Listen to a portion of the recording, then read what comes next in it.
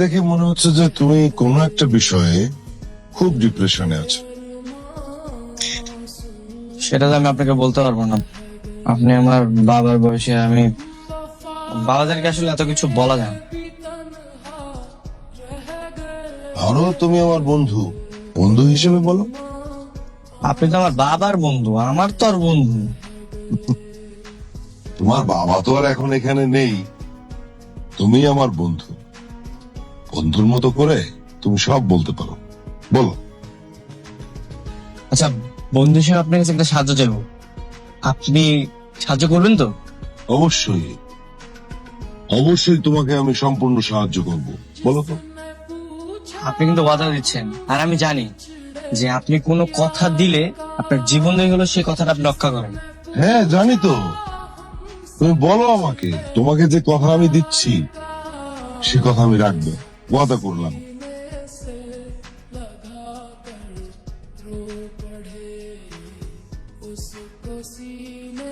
Uncle, আমি ঢাকায় আসলে চাকরির জন্য আসিনি, আমি একটা মেয়ের ভালোবাসার জন্য এসেছি।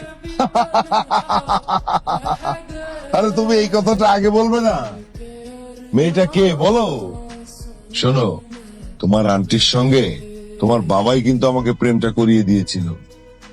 এখন আমি যদি তোমার জন্য কিছু করতে পারি এই ব্যাপারে, তাহলে তোমার বাবার ঋণ কিছুটা হলেও শোধ হবে।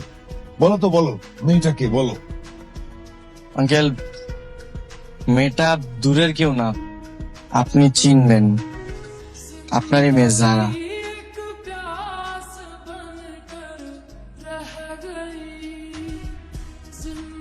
আপনি আমার বাবাকে আপনার আন্টির আর জারার পিকনিকের ছবিগুলো দিয়েছিলেন।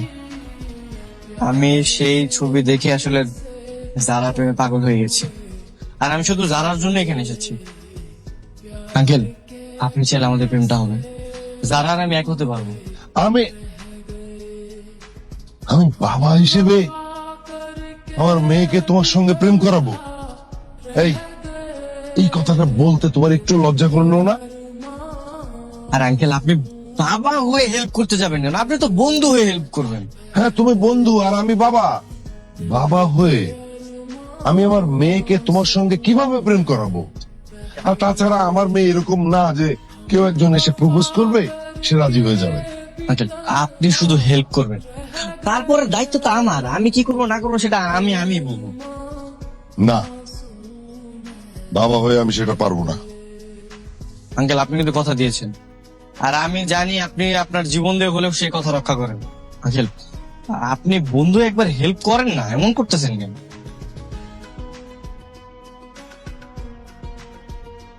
আচ্ছা, ঠিক আছে আমি হেল্প করব, কিন্তু যারা যদি রাজি না হয় আমার কিন্তু কিছুই করার থাকবে না। আমি বন্ধু হয়ে তোমাকে হেল্প করব, আর বাবা হয়ে আমার মেয়েকে রক্ষা করার চেষ্টা করব।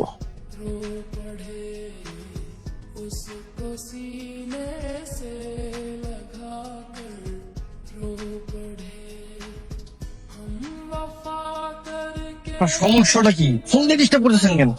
এই একসঙ্গে রিক্সা যাচ্ছ ঠিক আছে, কিন্তু ফাঁকা ফাঁকা বসবা, আমার মেয়ের শরীরের সঙ্গে যেন টাচ না লাগে। আচ্ছা, ঠিক আছে, সমস্যা নেই। এই কি ঠিক আছে? তুমি হাত সরাও, পিছন থেকে হাত সরাও। বেশি কি আর না? মানে আপনি আমাদের পিছন পিছন আসতেছেন কেন? সমস্যা কি আপনার? আমার মেয়ে যাচ্ছে তোমার সঙ্গে আর আমি নজর রাখবো না? নজর রাখতে হবে না, যান যান প্লিজ, কিছু করবেন না। না, আমি সঙ্গে সঙ্গে থাকবো। চুপ করেন, চুপ তো। হ্যালো, আঙ্কেল, একটু ছাদে আসুন তো। এখন এত রাতে? আরে বন্ধু বলে রাত দিন সব সমান, আসুন একটু জলদি আসুন।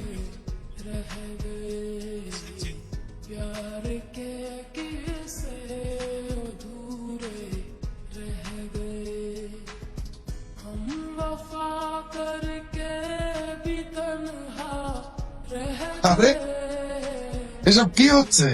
ছাদে এত কিছু কখন তুললে আর কেন? করলাম একা একাই। আর একটু পরে তো 12টা বেজে যাবে, আর আজকে তো জারার বার্থডে, ভাবলাম ওকে উইশ করে সারপ্রাইজ দিব। আমাকে তো বলতে পারতে।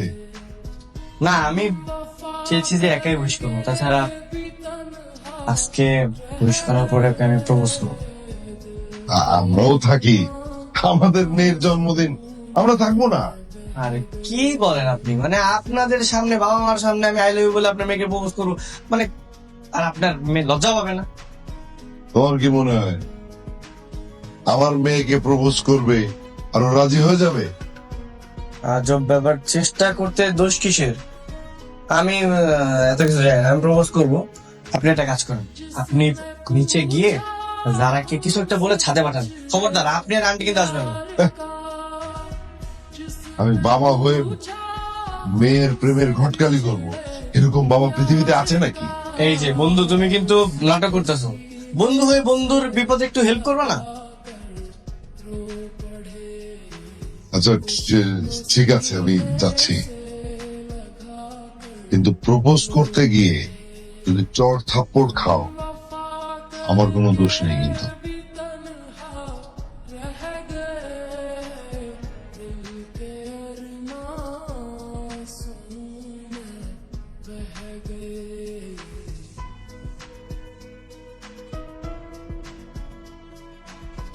সারাক্ষণ পড়াশোনা করিস, খারাপ লাগে না তোর? না বাবা, খারাপ কেন লাগবে? আমার ক্লাসের পড়া শেষ করতে হবে না? ও, ওই বিকেলে ছাদে গিয়েছিলাম, আমি না চশমাটা ভুলে রেখে আসছি, এনে দিবি মা? আমি ছাদে যাব? বাবা প্লিজ তুমি যাও না, আমার অনেক পড়া বাকি এখনো।